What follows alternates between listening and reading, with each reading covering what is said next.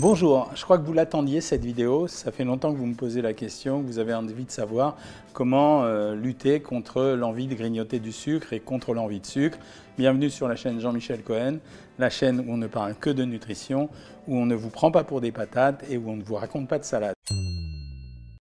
Avant de commencer, je voulais juste vous dire, c'est pas une blague, ici, quand vous cliquez ici, vous pouvez faire une analyse minceur.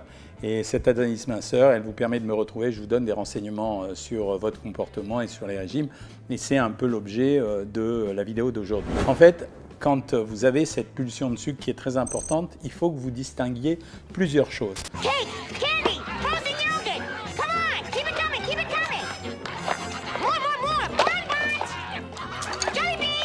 Il faut réfléchir sur cette envie de sucre, il faut que vous l'analysiez.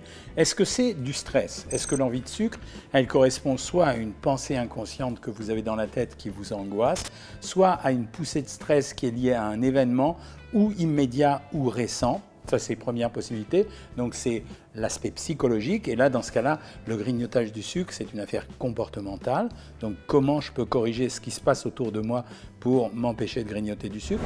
Est-ce qu'il s'agit de gourmandise? Ça veut dire simplement, vous avez fabriqué un goût pour le sucre. Et comme je vous l'ai déjà expliqué à plein de reprises, et que vous l'avez entendu quand je le disais à la télévision, le sucre, on est plus addictif que la cocaïne.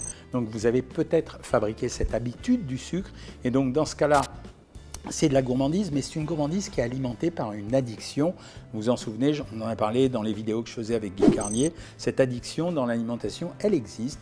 On n'en parle jamais, mais elle existe. Et troisième possibilité, une possibilité qu'on n'évoque jamais, c'est est-ce que cette envie de sucre ne correspond pas à plusieurs facteurs que je vais dire alimentaires.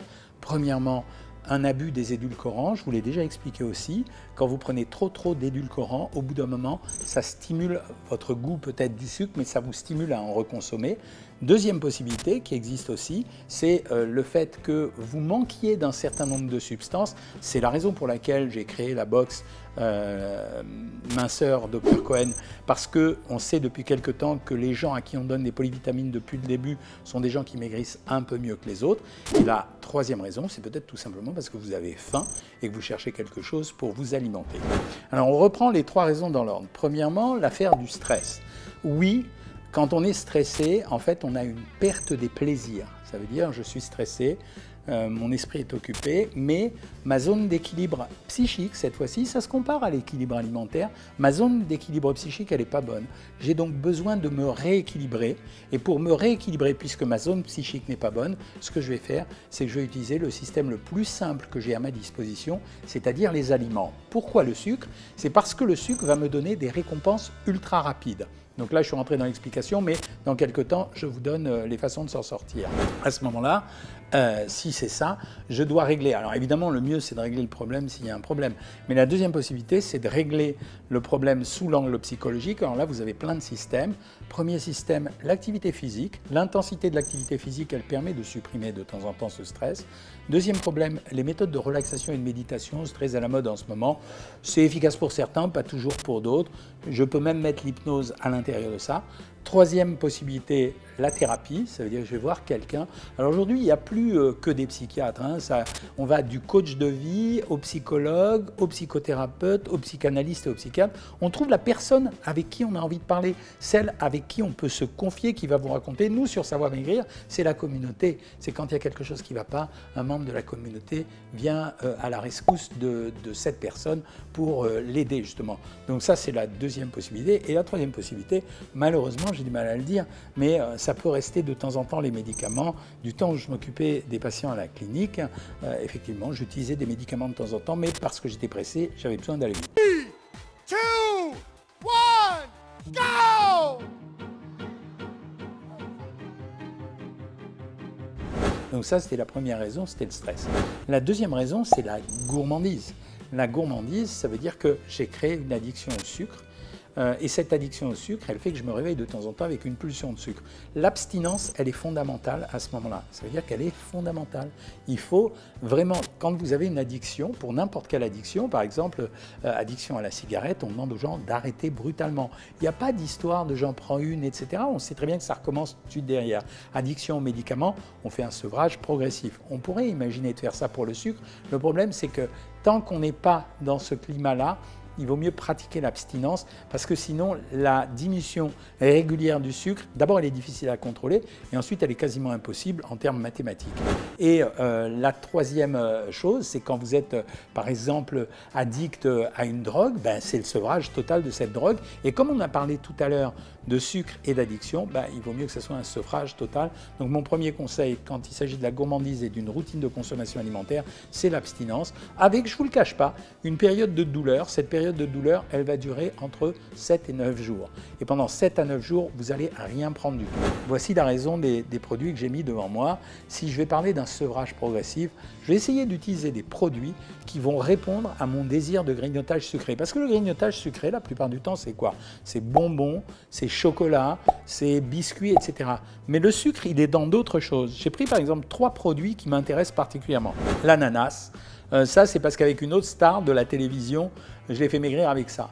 C'est-à-dire qu'on achetait des cubes d'ananas, alors vous pouvez le faire avec de l'ananas frais, mais je laisse traîner en permanence dans mon réfrigérateur des cubes d'ananas.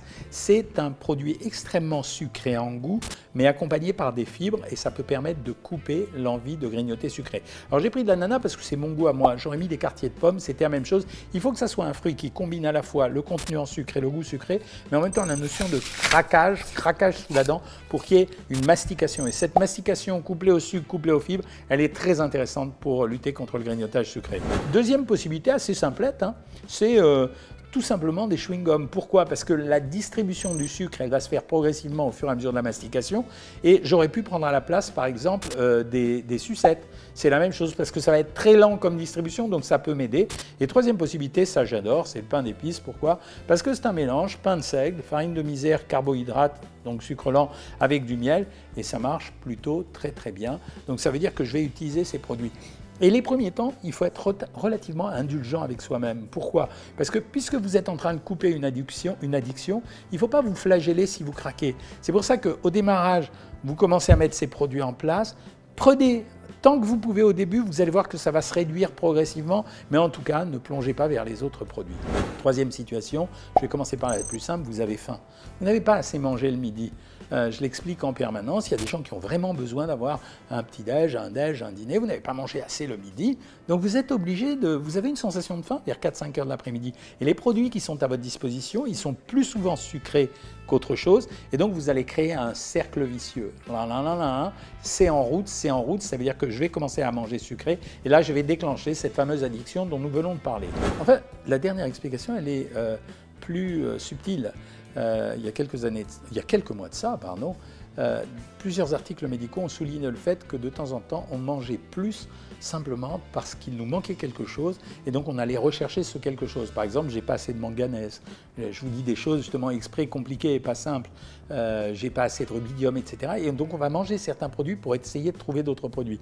Donc quand vous avez ces pulsions sucrées, n'hésitez pas à rajouter éventuellement 2 choses, des polyvitamines et des probiotiques de temps en temps. C'était la raison pour laquelle on a fait la box minceur que certains d'entre vous ont déjà acheté et qui les aidait pendant qu'ils étaient abonnés à Savoir Maigrir. La troisième possibilité, c'est l'abus des édulcorants. On s'est rendu compte que l'abus de produits sucrés, simplement parce qu'ils ne contiennent pas de calories, pouvait conduire à l'augmentation d'une alimentation soit grasse, soit sucrée. Voilà, vous avez quelques raisons comme ça. En tout cas, quoi qu'il en soit, soyez indulgent avec vous-même. Vous avez compris qu'il y a plusieurs stratégies à mettre en place en fonction de la nature de votre grignotage. J'espère que cette vidéo vous a plu, vous la likez, vous la partagez, vous la commentez, vous me suggérez d'autres vidéos à faire et surtout j'espère que vous êtes abonnés. À bientôt les amis.